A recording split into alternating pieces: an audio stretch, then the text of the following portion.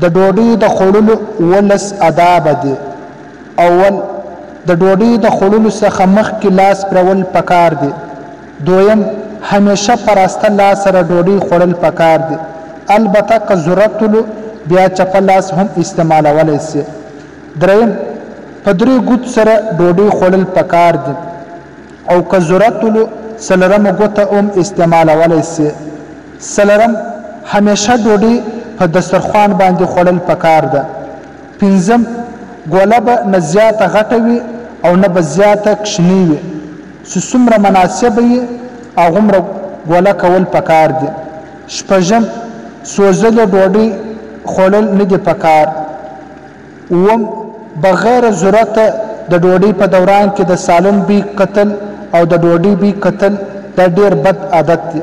او نه د ډوډۍ په دوران کې بار بار خوله خلاصول او بار بار په ګوت په خوله باندې چخل دا نه دي پکار چې د غاښو څخه شی راوباسي او پر دسترخوان باندې وغورځي، ځکه د دسترخوان باندې شاوخوا خلکو ته زیات تکلیف رسیږي.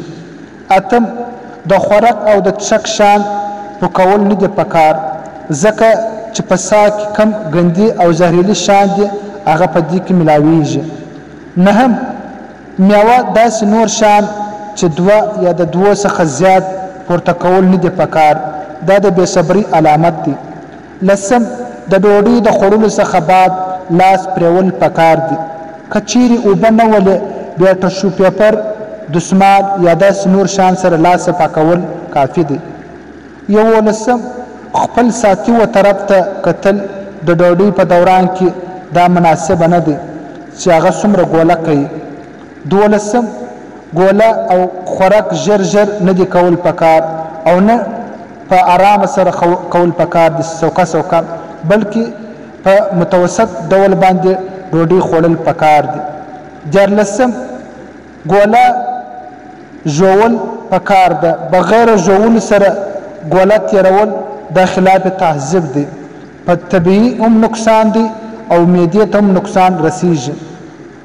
14 څومره ستا وس کېږي ارژۍ دباول پکار دی، یا پر خوله باندې دسمال شی ونیسه ارژۍ راوکاږه.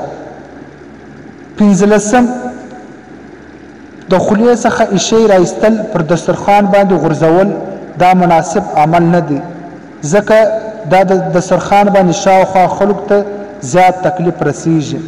16 په خوله کې کومه ګوله موجوده وي هغه د خوړلو څخه بغیر بله ګوله کول دا د اجرت پسندي علامت دی، چې یوه ګوله وکړه د هغه څخه بعد بیا بله ګوله جوړول پکار دي. 19 ډوډۍ د مابین څخه خوړل او د مابین څخه ماتول جایز نه دي، نامناسب عمل دی، بلکې د خپل یو طرف څخه ډوډۍ ماتول دا بهتر عمل دی.